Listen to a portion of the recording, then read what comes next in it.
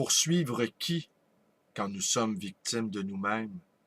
Bonjour, bienvenue dans ma bibliothèque. Nous sommes à Montréal le 29 octobre 2012 et mon nom est Bruno Lalonde.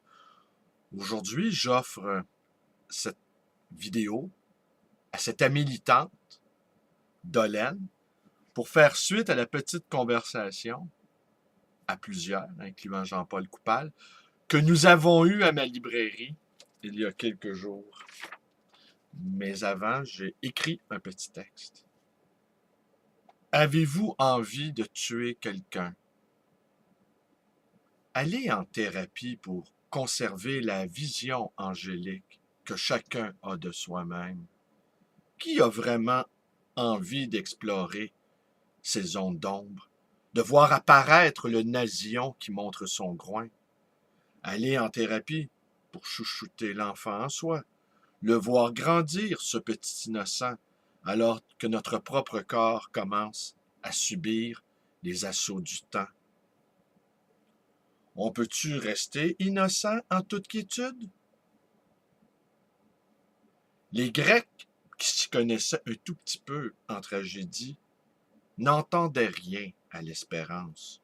On va tous crever. La bonne nouvelle, c'est que tous les salauds qui nous font chier vont crever aussi. Pour un type comme le milliardaire des marais, c'est une idée intolérable, absolument intolérable. Pour moi, c'est une douce pensée, rassérénante, apaisante. Son espérance, je la lui laisse. J'imagine sans peine l'édification de son mausolée du plus mauvais goût. Rococo, bowling, acquérir du goût, le développer demande du temps, du loisir, de la farniente, de la paresse studieuse, de la désinvolture, du temps savamment dépensé, de l'indifférence supérieure, du détachement amusé. Toute chose dont est absolument dépourvu un milliardaire. Revenons un instant à cet enfant pourrissant dans l'adulte décati. Qui a vraiment envie de s'entendre dire que le petit homme n'a rien d'un angelot? Papa Freud, du bout des lèvres, dédaigneusement, évoque même la figure d'un pervers polymorphe. Que Dieu me garde de pareil thérapeute qui me dirait simplement « Bruno, tu as été un enfant un peu méchant sur les bords, en fait, de la graine de monstre, et l'adulte que tu es devenu, la loi a garrotté tes instincts criminels. Tant que tu passes pas à l'acte, eh bien, tout va bien. » Ouais, c'est ça la grande différence entre avoir envie de tuer quelqu'un et le faire.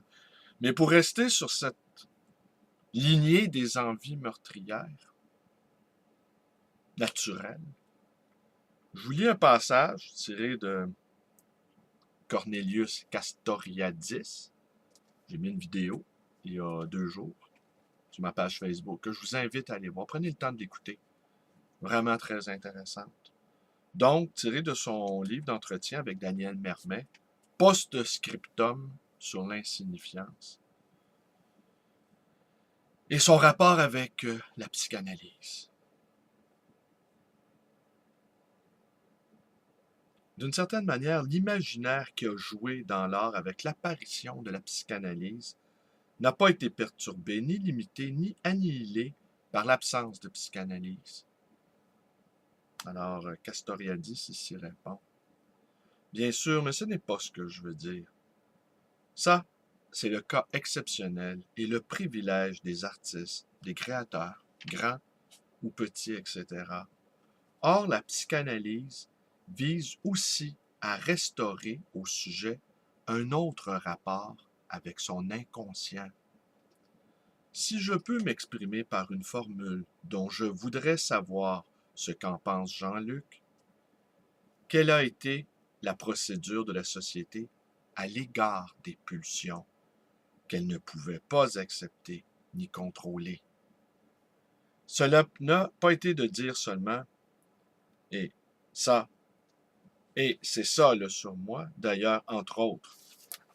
Tu ne feras pas cela, mais elle ne peut pas dire, par exemple, tu ne penseras jamais volontairement à la mort de ton prochain.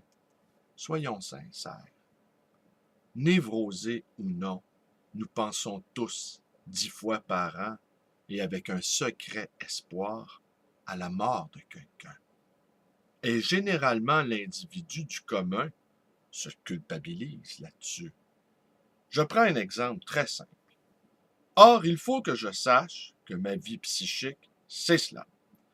C'est-à-dire à la fois des pulsions libidinales, des pulsions destructrices, des pulsions d'autodestruction.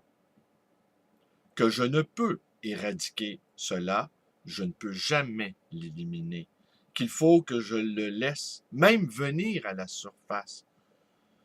Ce qu'essaie de faire la cure, mais il faut que je sache, bien sûr, aussi qu'entre désirer une chose et la faire, entre souhaiter une chose et agir pour qu'elle survienne, il y a une distance qui est la distance du monde diurne, du monde social, du monde de l'activité relativement consciente, réfléchie, etc.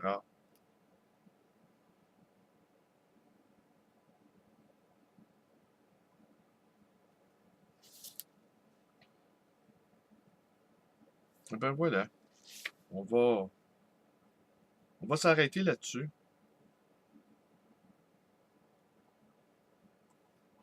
Alors aujourd'hui, si vous avez envie de tuer quelqu'un,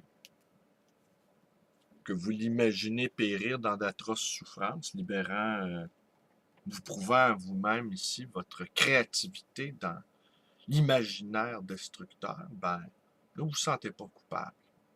Cependant, retenez-vous. Retenez-vous, retenez-vous. Mais peut-être que si vous passiez à l'acte, sans doute, il y aurait quelques bons psychiatres pour expliquer qu'au fond, vous n'étiez qu'une marionnette de votre propre inconscient. Moi, je vous suggère en tant qu'adulte de ne pas passer à l'acte. Mais non plus de ne pas vous sentir coupable. Et si vous rencontrez des adultes, comme Dolène a fait l'expérience il n'y a pas si longtemps, qui se croient dénués de toute négativité, ben sache, Dolène, qu'il y a bien des gens pour qui l'image enfantine qu'ils ont d'eux-mêmes est une protection contre les monstres qui grattent derrière la porte. Voilà. C'est tout pour aujourd'hui. Mes vidéos vous plaisent. Bruno Lalonde. Ma page Facebook, une page d'un militant, une page de sédition sociale, n'est-ce pas? Dolène qui me disait que je devais être content de ce printemps-là québécois, que j'attendais ça depuis longtemps. Ben, ça fait des années que je dis que nous sommes dans un état pré-révolutionnaire. Ça fait des années que je dis que ça ne marche plus, que nous n'en pouvons plus de cette dictature de l'économisme. Moi, j'en peux plus, en tout cas. J'en peux plus. Et j'en peux plus également de cette impuissance qu'on nous... Ah, on ne peut rien faire, on ne peut rien faire. Non, non. On peut beaucoup. Ou le peu qu'on peut, ben, il peut faire la différence. Et on va s'arranger pour que vous le sachiez. À tous ceux qui nous disent, à tous les impuissants qui nous disent qu'on ne peut rien faire.